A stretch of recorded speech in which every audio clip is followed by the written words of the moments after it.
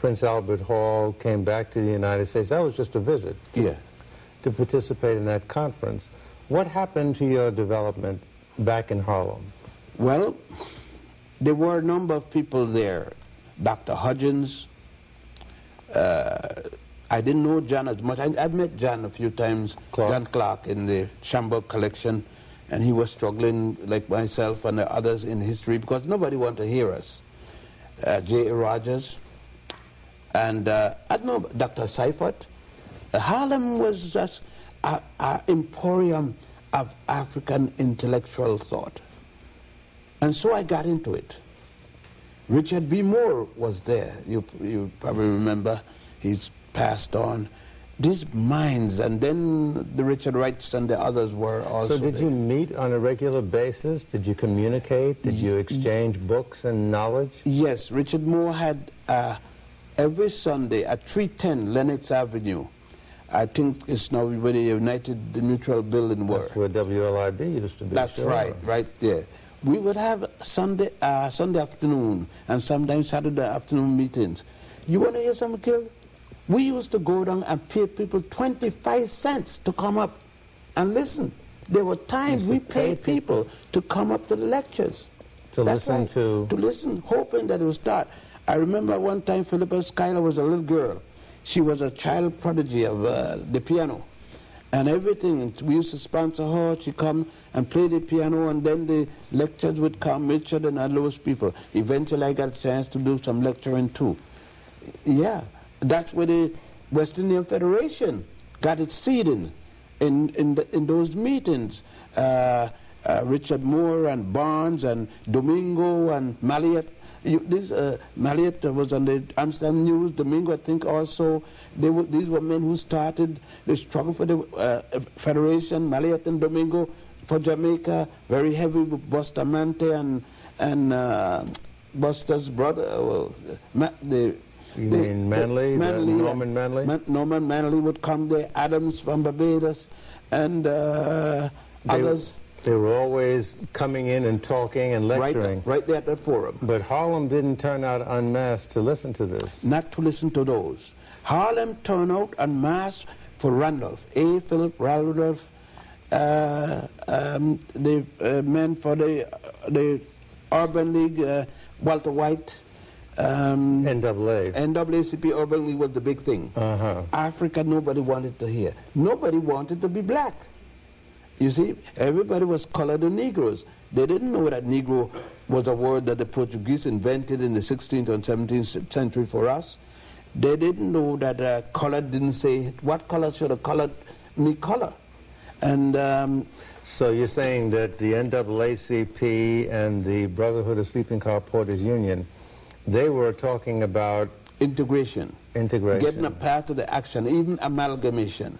Walter White had come up with his nonsense about maybe, he said it's a joke later, maybe we should take an injection, some scientists to make an injection and told all of us white. He never said told all of us black, because white is that light, I don't think he want to go black. He didn't think of all of us coming black. Well, that was the trend of the time. To call a person an African was an insult. And most, not all people, of course, but the vast majority. The conch was the big thing, you know, putting the lie in your head and taking a comb and going fast, and then it comes straight and so forth. The zoot suit and, you know.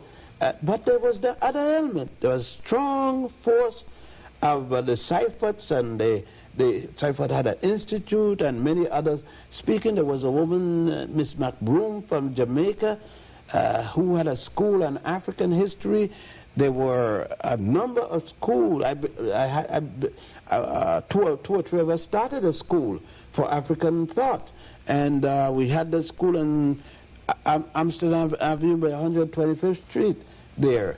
So it was that element still stood there. Was there a split among black people between those who were born in the States and those from the Caribbean?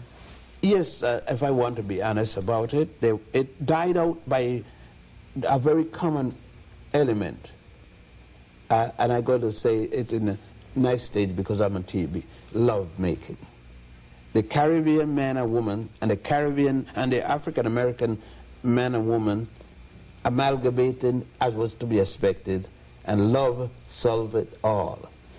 It's come back. Not all of it, because it's a little bunch of fools who will still continue fighting. And when we are Africans, I solved that, in my sense, by explaining to my children and others, the boats, the slave boats, when the slave trade started, and the Pope Martin V of the Roman Catholic Church and Bishop Las Casas started the slave trade to the west, the boats didn't come from Africa to America. They came from Africa to the Caribbean, mainly Jamaica and Cuba. These were the Spanish thing. The first of the slaves came to Cuba and Jamaica, and then to Barbados and the other islands, as the others came into effect with it, the British and others. They were in the Caribbean from 1506. The first group of indentured workers didn't come to America until 1619 or 20 at Jamestown, Virginia. So I always tell people, what nonsense are you talking about?